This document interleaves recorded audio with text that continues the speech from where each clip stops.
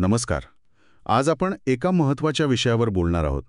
म्हणजे वर्तमानात स्थिर कसं राहायचं किंवा वर्तमानात जगायचं कसं. आपल्याकडे जेम्स टी मॅन्सन यांच्या द आर्ट ऑफ नाव या पुस्तकातले काही विचार आहेत आणि यातून आपण आत्ता या क्षणाला अधिक खोलवर कसं अनुभवायचं याचे काही व्यावहारिक मार्ग शोधणार आहोत. काय होतं ना, आपलं मन अनेकदा एकतर भूतकाळाच्या आठवणीत रमतं किंवा भविष्याची चिंता करतं आणि मग हातात असलेला जो वर्तमान क्षण आहे तो निसटून जातो. म्हणजे नदीकिनारी वसलेल्या माणसासारखं की उद्या तहान लागेल म्हणून आजचं पाणी फेकून द्यायचं आणि आत्ताच्या तहानेकडे दुर्लक्ष करायचं. हा एक वेळेचा भ्रम आहे, नाही का? अगदी अगदी. मॅन्सन हेच म्हणतात की भूतकाळ म्हणजे फक्त आठवणी आणि भविष्य म्हणजे कल्पना. खरं काय आहे तर फक्त आत्ता, हा क्षण.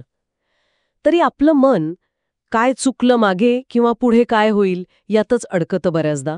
आणि मला वाटतं यामुळेच मग चिंता, पश्चाताप, अपराधीपणा, भीती हे सगळं वाढतं.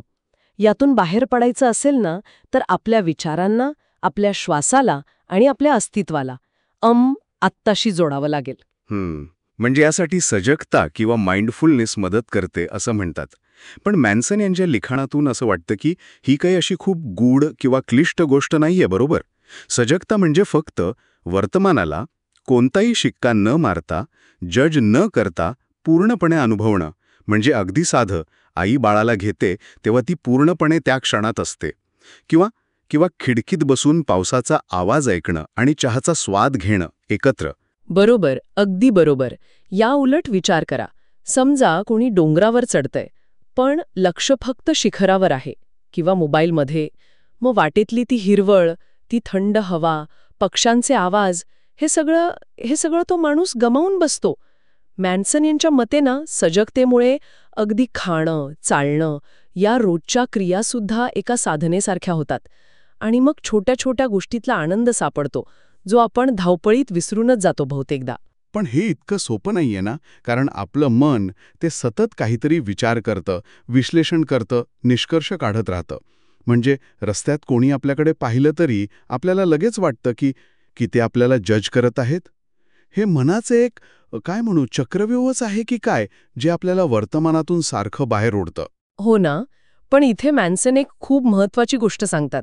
ते म्हणतात की आपले विचार ते म्हणजे फक्त मानसिक सवयी आहेत, मेंटल पॅटर्न्स. ते काही अंतिम सत्य नाही आहेत. आपण ते विचार नाही आहोत, आपण त्या विचारांना पाहणारी चेतना आहोत. हे ओळखणं ही पहिली पायरी आहे. मन आपल्याला कसं फसवू शकतं हे समजलं की मग मार्ग दिसतो. स्वतःला विचारायला हवं की हे आत्ता खरं घडतंय की ही फक्त माझ्या मनाची कहाणी आहे. आणि या वर्तमानात परत यायला श्वास खूप मदत करतो असं पुस्तकात म्हटलंय. हो. श्वास हा वर्तमानाशी जोडणारा एक नैसर्गिक दुवा आहे, ज्याकडे आपलं इतकं दुर्लक्ष होतं धावपळीत. खरं तर जीवन म्हणजे काय, तर पहिल्या श्वासापासून शेवटच्या श्वासापर्यंतचा एक प्रवासच आहे. अगदी. आणि श्वासावर लक्ष केंद्रित करणं ही काही खूप क्लिष्ट पद्धत नाहीये, उलट खूप सोपी आणि प्रभावी आहे. जेव्हा मन खूप भटकतं किंवा चिंता वाढते तेव्हा फक्त काही क्षण थांबून आपल्या नैसर्गिक श्वासावर लक्ष दिलं तरी आतला गोंधळ खूप कमी होतो. शरीर, मन शांत होतात. मॅन्सन म्हणतात की यातली सहजता हीच त्याची खरी ताकद आहे. पण वर्तमानात जगायला आणखी एक गोष्ट आड येते असं वाटतं. ती म्हणजे भूतकाळाला घट्ट धरून ठेवण्याची सवय. जुने दुःख, कटू अनुभव, कुणीतरी केलेला विश्वासघात हे आपण एखाद्या जड ओझ्यासारखं बाळगतो, नाही का?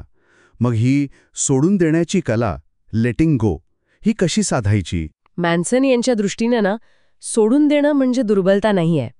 उलट ते स्वतःच्या मानसिक स्वातंत्र्यासाठी उचललेलं एक महत्वाचं पाऊल आहे. माफ करणं म्हणजे फॉरगिव्हनेस. ते इतरांसाठी नाही तर ते स्वतःसाठी असतं, त्या वेदनेच्या चक्रातून बाहेर पडण्यासाठी. पुस्तकात एक उदाहरण आहे बघा, एका स्त्रीचं, जी वडिलांच्या कटू वागण्यामुळे खूप त्रस्त होती, जवळजवळ 30 वर्ष. पण जेव्हा तिने त्यांना माफ केलं तेव्हा तिला खरी शांतता मिळाली. कारण सोडून दिल्यानेच मनात आनंद आणि शांतीसाठी जागा तयार होते. आणि ही वर्तमानातील उपस्थिती, प्रेझेन्स, ही नात्यांमध्येही तितकीच महत्वाची आहे, नाही का?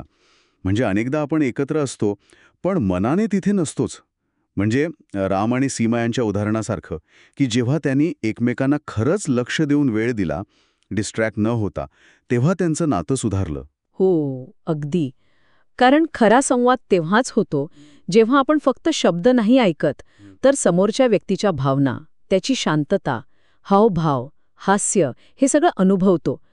मॅन्सन म्हणतात की आत्ता एकत्र घालवलेला जो सजग वेळ असतो, तो नात्याला खरी खोली देतो. नुसतं एकत्र असण्यापेक्षा तो खूप वेगळा असतो. आणि साहजिकच आहे, जेव्हा आपण आत्तापासून दूर जातो, भूतकाळ किंवा भविष्यात जातो, तेव्हा तणाव आणि चिंता वाढतातच. म्हणजे त्या पुस्तकातल्या जंगलातल्या मुलीसारखं, जी एकटी होती आणि घाबरली होती, पण जेव्हा तिने फक्त श्वासावर लक्ष केंद्रित केलं, ती वर्तमानात परत आली, तेव्हा तिची भीती कमी झाली. बरोबर.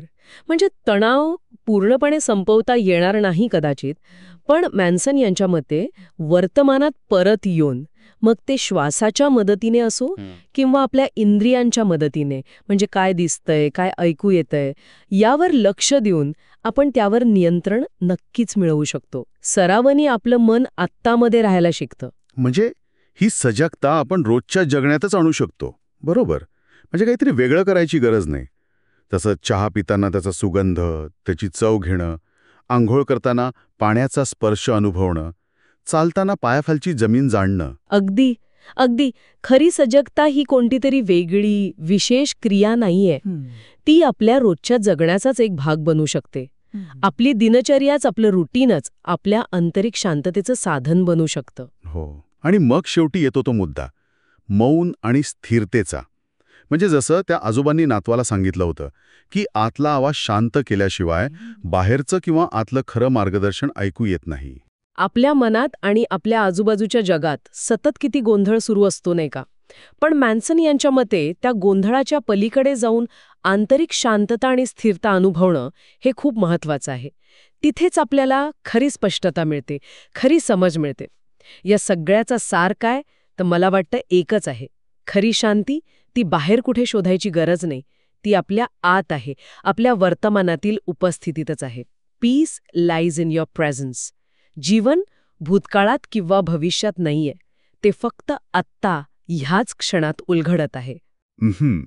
जाता जाता एक विचार नक्कीच मनात ठेवूया की जेव्हा आपण आपल्या विचारांपासून एक पाऊल मागे घेतो, तेव्हाच आपण खऱ्या अर्थाने पुढे जातो, शांतीकडे, खऱ्या आनंदाकडे. स्वतःला शोधायला कुठे दूर जायची गरज नाही. फक्त एक श्वास घ्या आणि आत्ता जगायला शिका.